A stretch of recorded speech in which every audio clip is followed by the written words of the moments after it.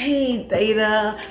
Thanks so much for meeting with me. I've been following your film career for a while, and I have really enjoyed the films that you have produced. Oh, thank you. Well, how can I help you? Yeah, so I'm actually working on a project right now, and I'm looking for a producer, and I really would like to work with you. So I'm just wondering how much that gonna put a girl back, okay? Okay, so that's real cool. Okay, so what's the budget for the film?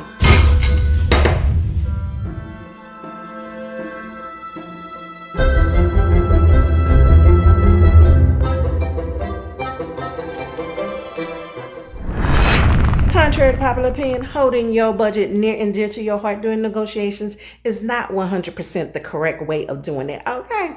Now, I'm not saying that you have to broadcast your budget to every single person that you're negotiating with, but you should be able to, at a minimum, be able to let them know whether they are going to be working on a micro, ultra, moderate, or low budget film, because each one of them have their own pay scale, and that's what people start their rates with, or at least trying to figure out what their rate's gonna be. And if you're hiring a producer, you might as well just go ahead and lay it all out there anyway, because they are the ones who are managing the budget. And typically the producer get 10% of the budget. Now, if your eyes just bulged when I said, yes, they will get 10% of your micro budget, yeah, you have a good reason, because that will put a huge dent in your micro budget film, okay?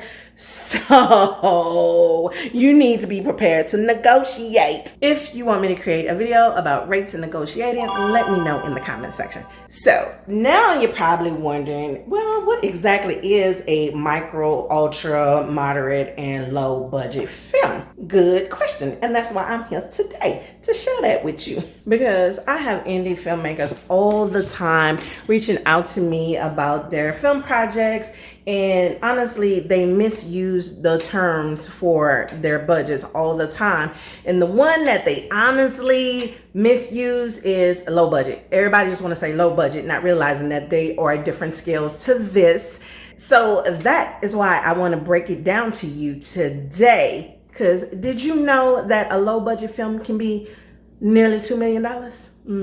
Actually, it can almost get to $3 million.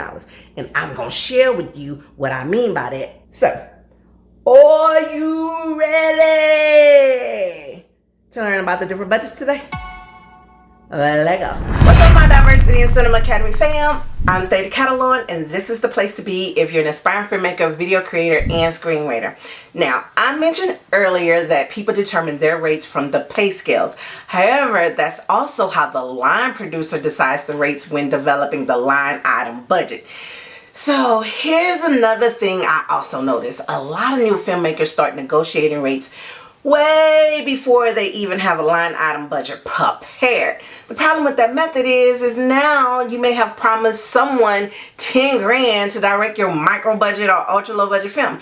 Or maybe you promised a cinematographer 20 grand for a total package that includes their weekly rate and equipment rates. Sounds good, right? Nah, I don't know about that. Basically, you just took a package deal but have no idea how much any of that equipment really costs. So potentially you overpaid that person, okay? And now you don't have enough to pay everybody else. So it's crucial to have a budget prepared before you reach out to anyone.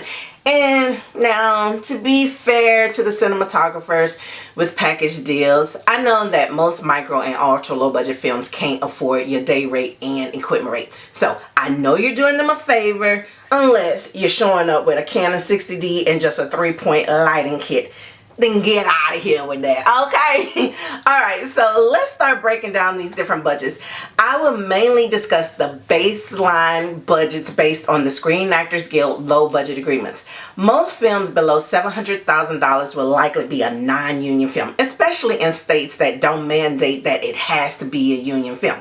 Now, with that being said, most low budget indie films do hire SAG actors. So that's why I chose their tier allotment to discuss today.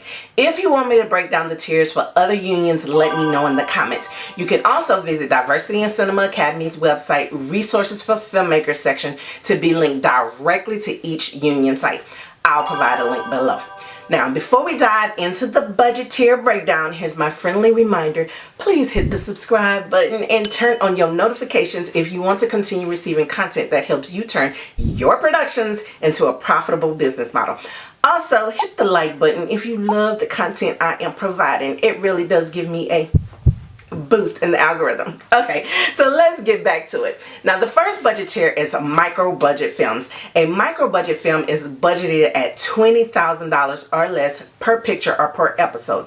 These are usually new media projects. However, there are some stipulations you have to comply with to qualify as a micro budget film. So here are the qualifications. The film must be recorded entirely in the US or its territories. It also must be a live action film or scripted and unscripted. And it's only permitted to exhibit at the following places: film festivals, free to the consumer new media, which is basically AVOD, required screenings for the Academy Award consideration, public access TV, or for demo purposes, and in the classroom for student producers. So this agreement won't be suitable for everyone. For example, the following would not qualify for the micro budget agreement, which is animation, commercials, corporate or educational videos, music videos, audio only content including audiobooks, podcasts and radio plays, video games, news broadcasts, projects including any nudity or simulated sex,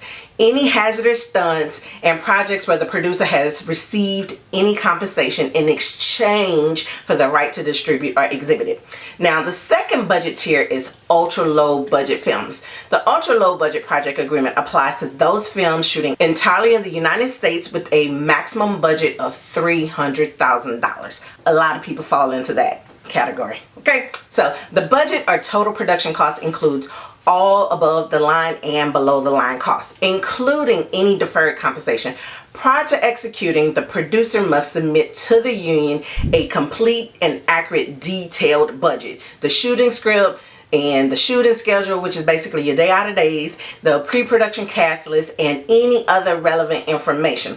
The ultra low budget agreement is not intended to cover and specifically excludes any type of production or medium covered by another SAG-AFTRA agreement. For example, that would be animated projects, music videos, commercials, corporate or educational videos, video games, television, or new media series.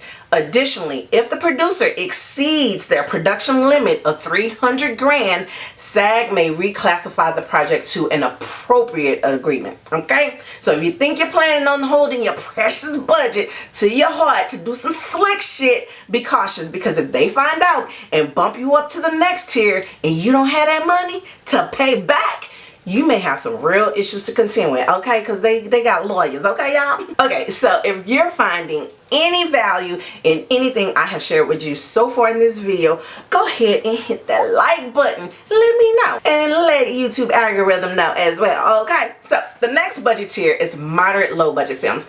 The moderate low budget project agreement applies to those films shooting entirely in the United States with a total budget less than $700,000. SAG offers two casting incentives.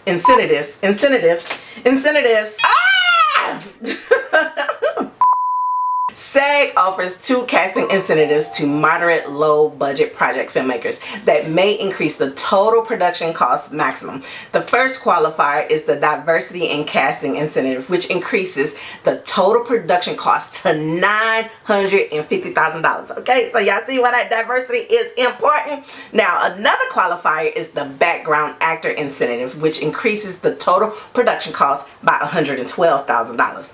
All the exclusions and documents you must submit for the ultra low budget agreement also apply here. However, they added one more document, which is the screenplay copyright ownership and registration document. The next budget tier is the low budget films. The low budget agreement applies to those films shooting entirely within the United States with a total budget of less than $2 million. SAG offers a casting incentive to low budget filmmakers that may increase the total production cost maximum. Qualifying for the diversity in casting incentive increases the total production cost maximum to $3 million. So as you can see, a low budget film can top off at $3 million. much all of the documents I mentioned in both the moderate and ultra low budget film agreements you must prepare to submit for the low budget deal.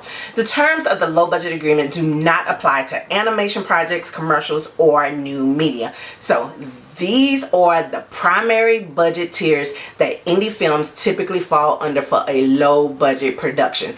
I see a ton of people screaming ridiculously high rates that they have received from commercials and corporate videos or whatever they just think that they owe. That's a whole other agreement and pay scale that just do not apply to the indie filmmaker world, okay? It's a whole nother ball game. If you want me to do a video for commercials and other media platforms, let me know in the comments. Now, when negotiating, you should be bargaining from the pay scales the unions provide for each of those tiers. Now, obviously, other factors help determine someone's pay, but just know the minimum starting point.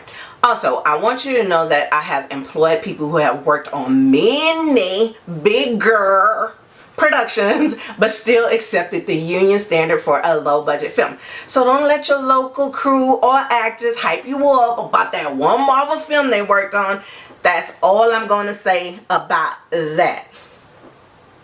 Okay, so I provide training on how to attach talent and how to research their star power in my online course, Leveling Up Your Film Business. So if you need a little more assistance, be sure to check out the program. I'll provide a link below. Please let me know in the comment section what was your favorite part of this video, or if you have any questions. If you made it this far and you haven't hit the subscribe button yet, then what are you waiting for? Like seriously, okay? And don't forget to turn on your notifications. If you want more information about budgeting, be sure to check out this video now.